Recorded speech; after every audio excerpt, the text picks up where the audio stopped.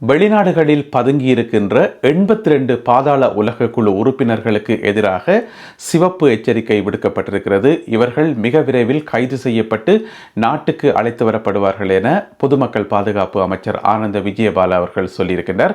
பிள்ளையான் எனப்படுகின்ற சிவநேசத்துறை சந்திரகாந்தன் தொடர்பான வழக்கு ஒன்று இன்று நீதிமன்றத்துக்கு விசாரணைக்கு வருகிறது. போதைப் பொருட்களை வைத்திருந்தார்கள் என்கின்ற குற்றச்சாட்டின் அடிப்படையில் யாழ்ப்பாண நகரில் 8 பேர் கைது செய்யப்பட்டிருக்கிறார்கள். அது குறித்த விவரங்களையும் பார்க்கலாம். இந்த செய்திகள் உட்பட மேலும் ஒரு சில செய்திகளும் தகவல்களும் இன்றைய காணொலியில் காத்திருக்கின்றன. அத்துடன் கேலிச்சித்திர பகுதியில் சஜித் பிரேமதாசா, ரணில் விக்ரமசிங்க உள்ளிட்ட எதிர்க்கட்சியைச் சேர்ந்தவர்கள் சம்பந்தமாக ஒரு கேலிச்சித்திரம் இருக்கிறது. எனவே எல்லாவற்றையும் தொகுத்து இந்த காணொலியில் பார்க்கலாம். தமிழடியான் சொந்தங்கள் அனைவருக்கும் வணக்கம். அக்டோபர் மாதம் 31ஆம் திகதி 2025ஆம் ஆண்டு வெள்ளிக்கிழமை. வாருங்கள் காணொலிக்குள் போகலாம். வெளிநாடுகளில் பல்வேறு நாடுகளில் பதுங்கியிருக்கும் பாதாள உலக குழு உறுப்பினர்கள் 82 பேருக்கு எதிராக சிவப்பு எச்சரிக்கை விடுக்கப்பட்டிருக்கிறது. இந்த சிவப்பு எச்சரிக்கை ரெட் நோட்டீஸ் உங்களுக்கு தெரியும், இன்டர்போல் என்று சொல்லப்படுற சர்வதேச போலீஸோடு சேர்ந்து இலங்கை போலீசார் விடுக்கின்ற ஒரு எச்சரிக்கை தான் சிவப்பு எச்சரிக்கை ரெட் நோட்டீஸ். இப்போ ஒரு ஆளுக்கு எதிராக ரெட் நோட்டீஸ் விடுக்கப்பட்டால் அவர் எந்த நேரத்திலும் கைது செய்யப்படலாம். இந்த உலகத்தினுடைய எந்த மூலையில் இருந்தாலும் அவர் கைது செய்யப்படலாம் என்றதான் அதனுடைய அர்த்தம்.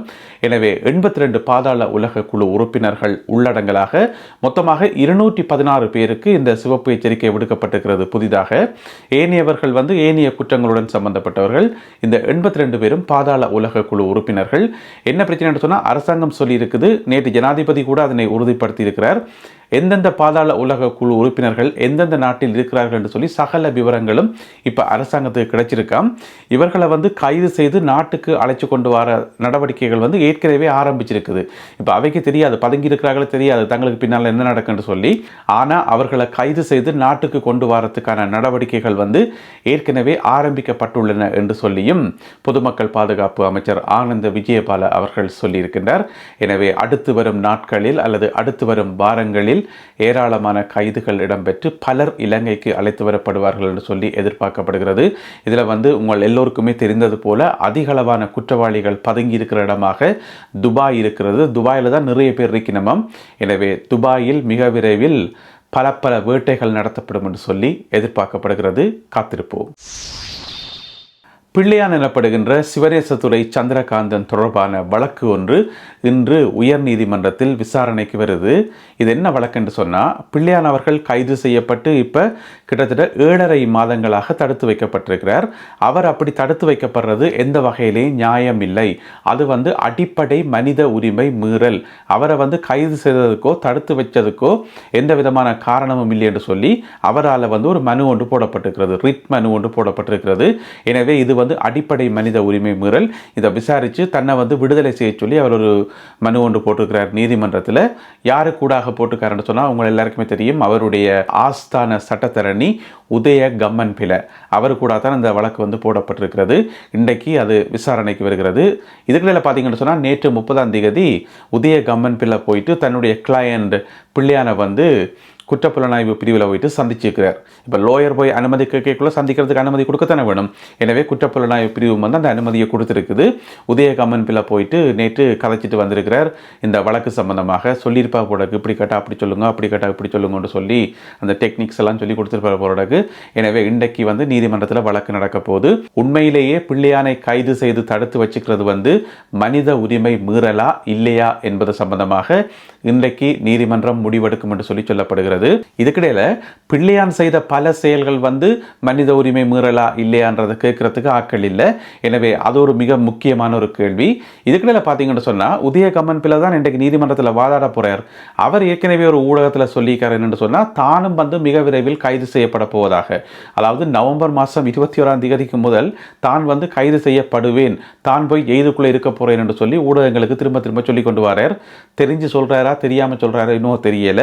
எனவே நவம்பர் மாதம் 21ஆம் தேதிக்கு முன்பாக உதய கம்மன்பில கைது செய்யப்பட்டு சிறையில் அடைக்கப்படுவார் என்று சொல்லி அவரே சொல்லியிருக்கிறார். போதைப் பொருட்கள் வைத்திருந்தார்கள் என்கின்ற குற்றச்சாட்டின் அடிப்படையில் யாழ்ப்பாணத்தில் 8 பேர் கைது செய்யப்பட்டிருக்கின்றார்கள். யாழ்ப்பாணத்தில் இடம்பெற்ற போதைப் பொருள் சம்பந்தமான தேடுதல் வேட்டையின் போது இந்த 8 பேரும் கைது செய்யப்பட்டிருக்கிறார்கள். இதில் 2 பேர் பார்த்தீங்கன்னு சொன்னால் ஒரு இடத்துல கைது செய்யப்பட்டார்கள். அவர்கள்ட்ட இருந்து 160 மில்லிகிராம் ஐஸ் போதைப் பொருள் இருந்ததாம். அது அந்த 2 பேர்கிட்டையும்.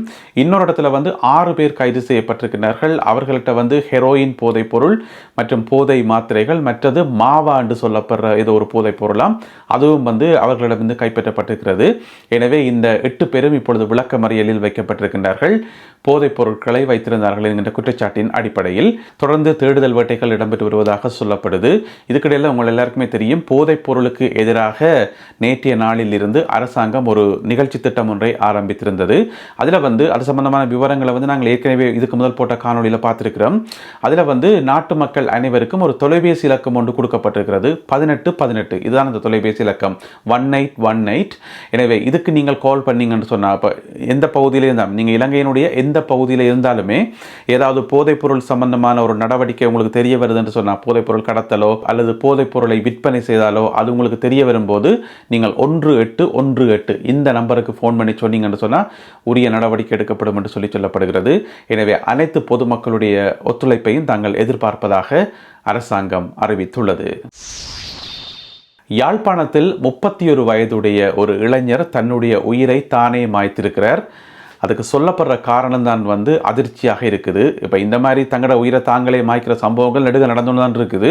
ஆனால் இந்த இளைஞர் உயிர் மாய்ச்சதுக்கான சம்பவம் என்னென்னு சொன்னால், பப்ஜி என்று சொல்லி ஒரு கேம் ஒன்று இருக்காம். அந்த கேமை விளையாடி விளையாடி விளையாடி அதுக்கு அடிமை ஆயிட்டாராம். அது ஏதோ பணத்தோட சம்பந்தப்பட்ட கேம் போல இருக்கு. எனவே அதை விளையாடி விளையாடி அதுக்கு அடிமையாகி ஒரு கட்டத்தில் பார்த்தீங்கன்னு சொன்னால் காசு இல்லாமல் மீட்டர் வட்டிக்கு கடன் வாங்கி மீட்டர் வட்டிக்கு வாங்கி இந்த கேம் விளையாடிக்கார்.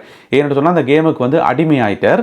விளையாடி விளையாடி கிட்டத்தட்ட 1 கோடி ரூபாய்க்கு அவருக்கு கடன் வந்துட்டு தான், அந்த மீட்டர் வட்டி கடன். பிறகு அவருடைய தாயாருடைய காணியை வித்துத்தானாம் அந்த கடனை அடைச்சவராம். அதுக்கு பிறகும் அவருக்கு அந்த காசு தேவைப்பட்டிருக்கு அந்த கேமை விளையாடுறதுக்கு. அதுக்கு 5 லட்சம் ரூபாய் காசு கட்டுக்கார் அவருடைய அம்மாட்ட. அம்மா கொடுப்பாவா 5 லட்சத்தை, ஏற்கனவே காணியை பறி கொடுத்து போட்டு. அப்போ அவா சொல்லிக்கிறா காசு தர முடியான்னு சொல்லி அந்த மன விரக்தியில் போயிட்டு என்ன செய்திருக்கார், ஒரு மாமரத்தில் போயிட்டு தூக்கு போட்டிருக்கார். அது அவற்றை கஷ்ட காலத்துக்கு மாமர கொப்பு முறிஞ்சு கீழே விழுந்திருக்கு. அதில் அவருக்கு படுகாயம் அடைந்து பிறகு யாழ்ப்பாணம் போதனா வைத்தியசாலையில் அனுமதிக்கப்பட்டு சிகிச்சை பலன் இல்லாமல் உயிரிழந்திருக்கிறார். எனவே இப்படியான ஒரு காரணத்துக்காக ஒருத்தர் தன்னுடைய உயிரை தானே மாய்க்கிறார் என்று சொன்னால் இதில் கவலைப்படுறதுக்கு எதுவுமே இல்லை. எனவே போனவரை பற்றி இனி விமர்சனங்கள் சொல்லி பிரயோசனம் இல்லை. இனி இருக்கிறார்களாவது சரியான முறையில் இருக்கணும். எங்களுடைய வாழ்க்கை ஒரு அர்த்தமுள்ள வாழ்க்கையாக இருக்கிற மாதிரி சாவும் ஒரு அர்த்தமுள்ள சாவாக இருக்கணுமே தவிர மற்றபடி இந்த மாதிரி சம்பவங்கள் நடந்தால் மக்கள் என்ன நினைப்பினோம். நாட்டினுடைய பல பகுதிகளில் துப்பாக்கிகள் மீட்கப்படுறது, துப்பாக்கி ரவைகள் மீட்கப்படுறது எல்லா இடமும் நடந்து கொண்டு இருக்குது. அதில் பார்த்தீங்கன்னு சொன்னால் நேற்று ஒரு வித்தியாசமான இடத்துல துப்பாக்கி ரவைகள் மீட்கப்பட்டிருக்கிறது. அதன்கின்னு பார்த்தீங்கன்னு சொன்னால் சுங்கத்திணைக்களம். சுங்கத்திணைக்களத்துக்கு உள்ளே கொழும்பு கோட்டையில் இருக்குதானே சுங்கத்திணைக்களம், அதனுடைய தொழில்நுட்ப பிரிவு கட்டிடத்துக்குள்ளே 2 துப்பாக்கி தோட்டாக்கள் இருந்திருக்குது. இரண்டுமே வேறு வேறு துப்பாக்கிகள் பயன்படுத்துகிற தோட்டாக்கள் இருந்தாலும் 2 தோட்டாக்கள் அங்கே எப்படி போனேன்னு சொல்லி சுங்கத்திணைக்களம் அதிகாரிகளுக்கே ஒரே அதிர்ச்சியா போயிட்டு தான். அப்ப சுங்கத்திணைக்களத்தினுடைய தலைவர் என்ன செய்யறாருன்னு சொன்னா தானே உடனடியாக போயிட்டு போலீஸ்ல முறைப்பாடு செய்கிறார்.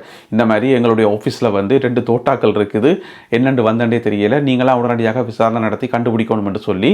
எனவே போலீசார் உடனடியாக விரைந்து அங்க இருந்த கைரேகைகள் மற்ற தடயங்கள் எல்லாத்தையும் ஆய்வு செய்திருக்கின்றார்கள். எனவே அந்த 2 துப்பாக்கி ரவைகளும் அங்கு எப்படி வந்ததுன்றது இப்போ ஒரு மிகப்பெரிய கேள்விக்குறியாக இருக்கிறது.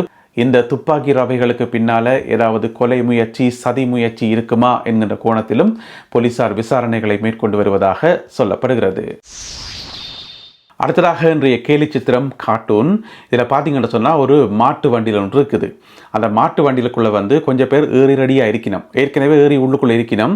ஆராக்கள் என்று பார்த்தீங்கன்னு சொன்னால் நாமல் ராஜபக்ச, ரணில் விக்ரமசிங்க, உதய கம்மன் பிள்ளை, இந்த மாதிரி கொஞ்சம் பேர் ஏறி ரெடியாக இருக்கணும் உள்ளுக்குள்ளே. அப்போ மாட்டு வண்டியில் சொன்னால் அதை இழுக்கிறதுக்கு ஒரு மாடு வேணும் தானே. யார் இந்த மாடன்னு பார்த்தீங்கன்னு சொன்னால் அங்கால நிற்கிறார் சஜித் பிரேமதாசா. இப்போ சஜித் பிரேமதாசா வந்து அந்த வண்டியில் வந்து இழுத்து கொண்டு போகணும். ஆனால் அவருக்கு அதில் விருப்பம் இல்லை. அதாவது இந்த நவம்பர் மாதம் 21ஆம் தேதி ஒரு ஊர்வலம் வந்து போயிலும் தானே, அதுக்கு வந்து தான் வரமாட்டேன் சொல்லி சஜித் பிரேமதாசா சொல்லி கொண்டிருக்கிறார். அது சம்பந்தமாக தான் இந்த கேலி சித்திரம் வரையப்பட்டிருக்கிறது. எனவே சஜித் பிரேமதாசாவுக்கு விருப்பம் இல்லை இந்த வண்டியில் பிடிச்சி இழுக்கிறதுக்கு. அதனால பார்த்து கொண்டு யோசிச்சு கொண்டு அதிர்ச்சியோடு நிற்கிறார். எனவே இந்த கேலி சித்திரத்தின்படி இந்த மாடு இந்த வண்டிலை இழுக்குமா இல்லையா என்பதை பொறுத்திருந்து பார்ப்போம். இந்த ஒரு கேலி சித்திரம் மற்றும் இன்றைய காணொலியில் பகிர்ந்து கொள்ளப்பட்ட செய்திகள் தொடர்பான உங்களுடைய கருத்துக்களை மறக்காமல் கீழே எழுதுங்கள். மீண்டும் சந்திப்போம் உறவுகளே. நன்றி, வணக்கம்.